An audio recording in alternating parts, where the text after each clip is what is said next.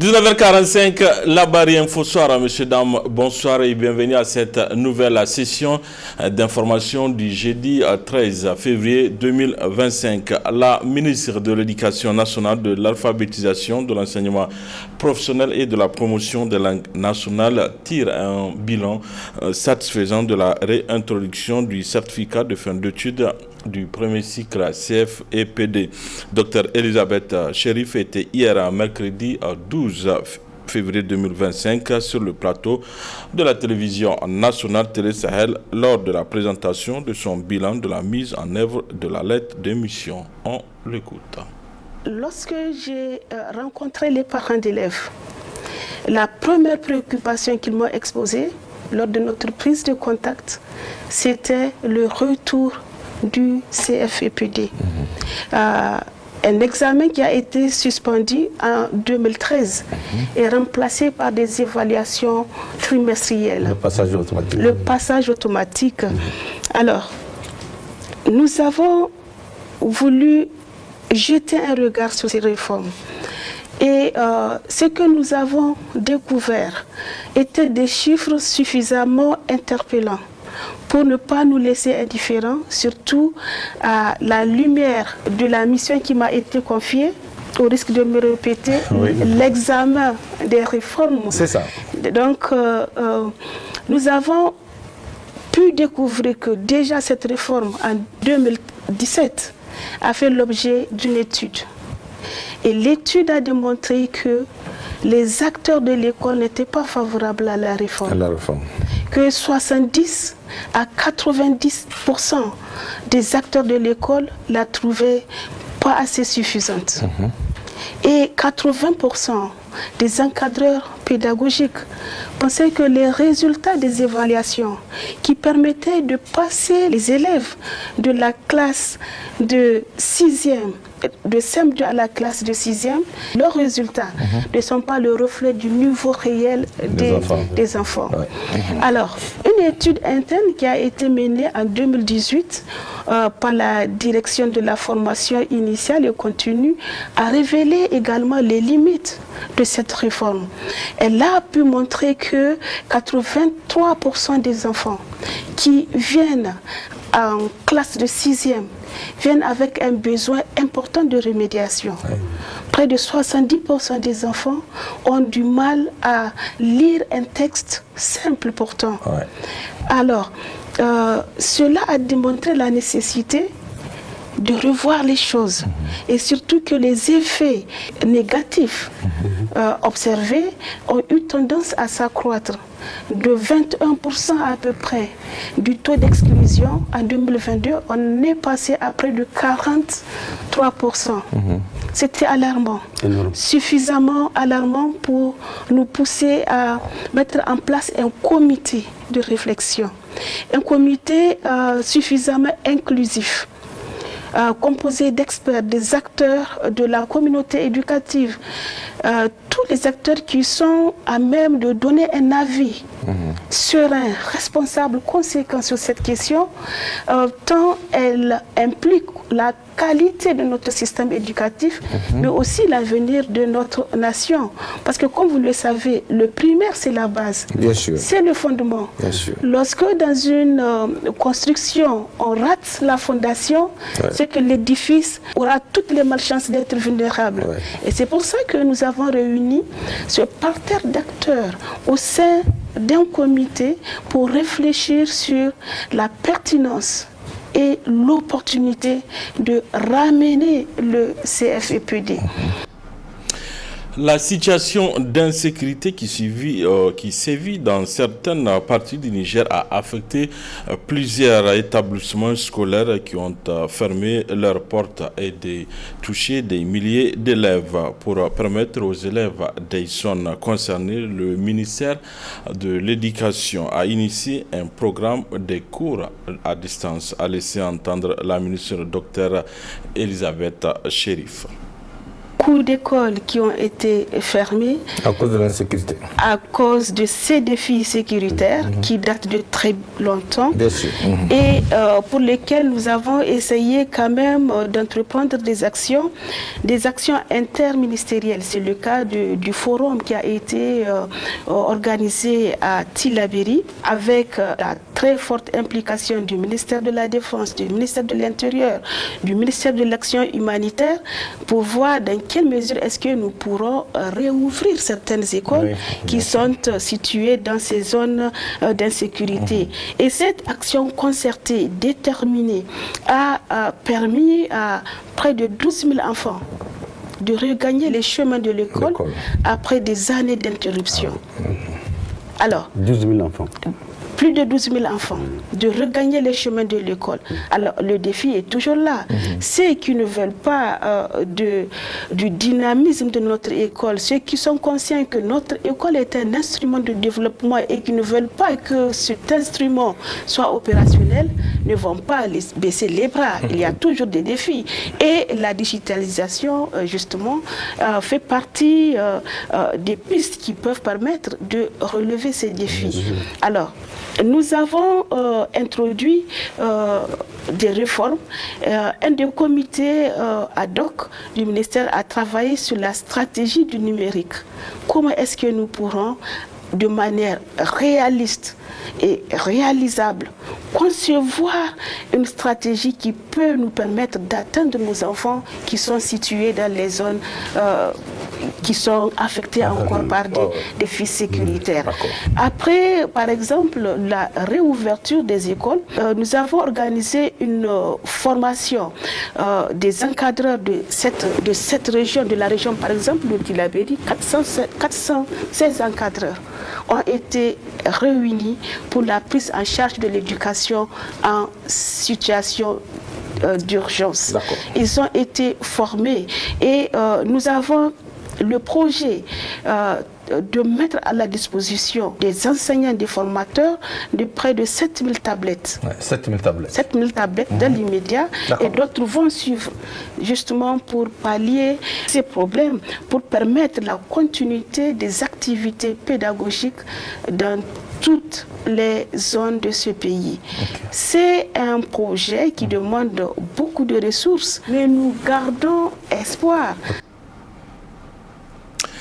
Les travailleurs de l'administration des services des mines apprécient positivement la gestion de la situation sécuritaire au Niger. Dans une déclaration rendue publique ce jeudi 13 février, le syndicat national du personnel des administrations des mines et de l'énergie s'infamine. Le compte rendu avec Asma Ousseidou et Sadou Doumi.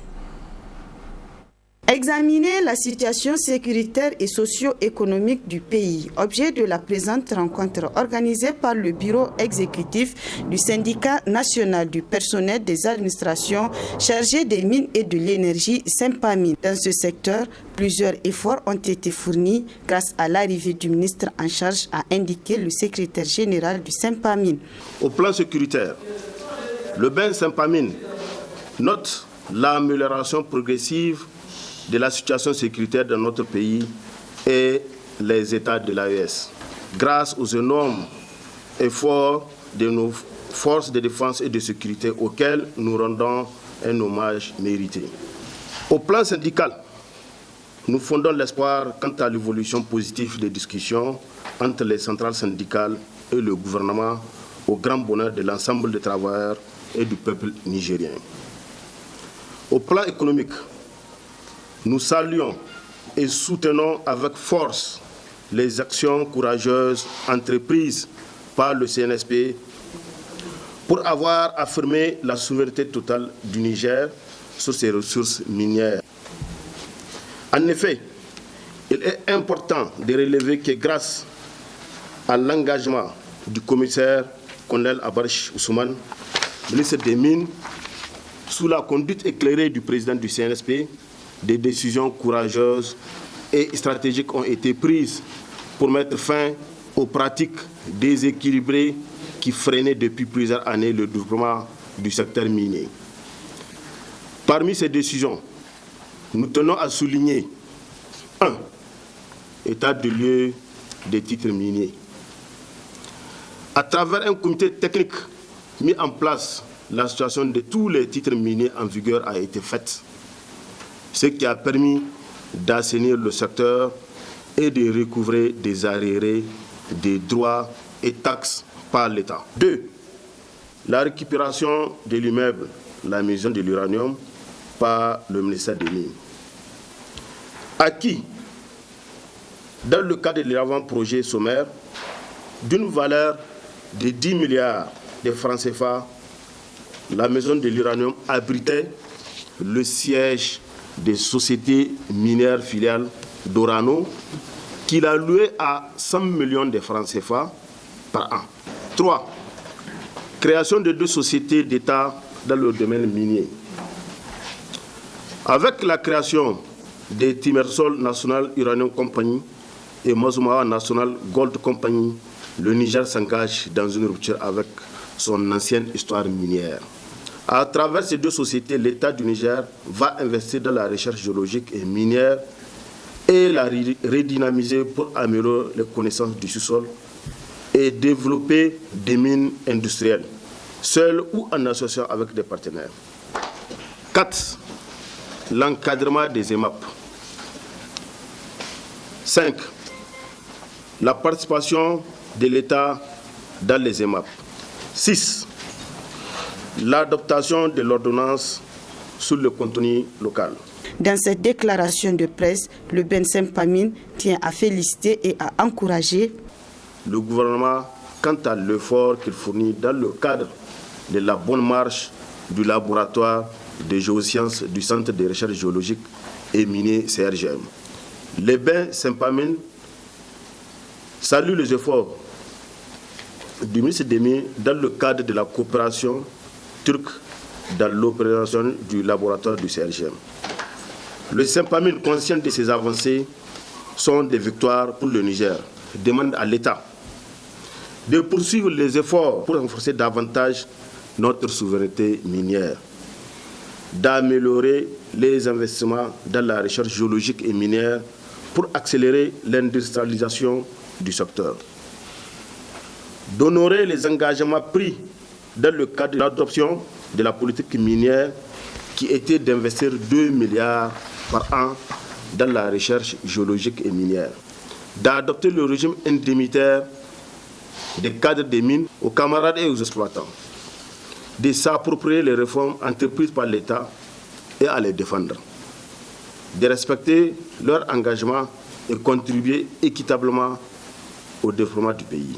Enfin, le Ben Sempamine demande à ses militantes et militants de rester vigilants et mobilisés afin de faire échec à toute remise en cause de ces acquis ou toute tentative de bradage des ressources nationales. L'Institut de recherche en sciences humaines IRCH a organisé en collaboration avec l'Université du bien commun une conférence débat placée sous le thème « Rôle des leaders religieux dans la nouvelle composition socio-spatiale de l'AES ». Cette conférence entre dans le cadre du projet promotion de la coexistence pacifique, de la protection et du dialogue interreligieux au Niger. Nafissatou Yahya Nasser. Organisée par l'Institut de recherche en sciences humaines IRCH en collaboration avec l'Université du bien commun, cette conférence est une occasion pour les participants d'échanger sur le rôle des leaders religieux dans la nouvelle recomposition socio-spatiale de l'Alliance des États du Sahel, AES. Nous sommes une communauté de croyants et de croyances dans laquelle le message du leader religieux est souvent confondu à des paroles d'évangile. L'espace AES et le Niger en particulier, terre de brassage, a longtemps vécu dans une symbiose religieuse, vecteur de paix et de stabilité. Cependant, depuis quelques années, des individus aux visées sataniques ont fait leur apparition dans notre espace et essaient de remettre en cause le bon voisinage qui a toujours caractérisé nos communautés et en fait leur force. Face à cette dérive qui, mieux que les leaders religieux, ceux qui prêchent la vraie parole divine pour amener les égarés sur le droit chemin. Ce thème que nous avons choisi avec les amis est extrêmement intéressant, mais problématique, nous le savons. La problématicité vient du rapport qu'il y a toujours eu entre la politique et la religion, entre Dieu et le pouvoir. Je pense que cela nous donne suffisamment de matériel pour réfléchir et je souhaite que nous sachions sortir d'ici avec des idées un peu plus claires dans un domaine qui n'est pas facile. Nos amis vont intervenir, mais il ne faut pas oublier qu'au fond, il y a cette ambiguïté entre la religion et Dieu, entre la religion et la politique. Y a-t-il soumission? Y a-t-il séparation? Y a-t-il identification? Financée par l'Agence italienne pour la coopération au développement, cette conférence, la deuxième du genre, entre dans le cadre du projet Promotion de la coexistence pacifique, de la protection et du dialogue interreligieux au Niger. À travers la mise en place d'une série de conférences dont nous sommes à la deuxième aujourd'hui, Nexus entend mettre en place un dialogue interreligieux participatif et inclusif. Pour cela, et au vu du contexte actuel du pays, surtout de son fort caractère religieux, vous conviendrez avec moi que le choix de ces thèmes n'est pas fortuit. De même que le choix des conférenciers et des participants. J'en appelle donc à ce titre ces derniers à suivre avec toute l'attention possible les interventions et surtout à profiter de la présence que nous avons aujourd'hui et de la chance d'avoir ces personnes qui vont nous entretenir sur cette thématique. Marquée par des échanges fructueux, cette conférence a été animée par les leaders religieux Cheikh Ben Salah, le père Anthony Koudjofio et le chercheur Alouhama Maïga. Radio et changement climatique, c'est sous ce thème que l'édition 2025 de la Journée internationale de la radio est célébrée ce 13 février 2025. La radio, un média puissant et accessible à tous, donc un outil dans la sensibilisation des populations, notamment sur le climat. Nafissatou Yahya, Soumaïla Abdoulaye. Instituée en 2011 par l'Organisation des Nations Unies pour l'éducation et la culture UNESCO, la Journée mondiale de la radio viser le grand public de l'audio, mais aussi encourager les décideurs à promouvoir la radio libéraliste. C'est pour mettre la lumière sur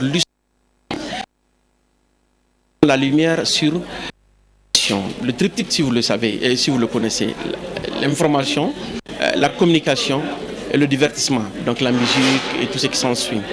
D'être à côté des Nigériens, de discuter, mais surtout de parler du quotidien des Nigériens, des difficultés que rencontrent les Nigériens et les Nigériennes. Selon différents rapports internationaux, la radio reste l'un des médias les plus fiables, les plus utilisés et les plus accessibles.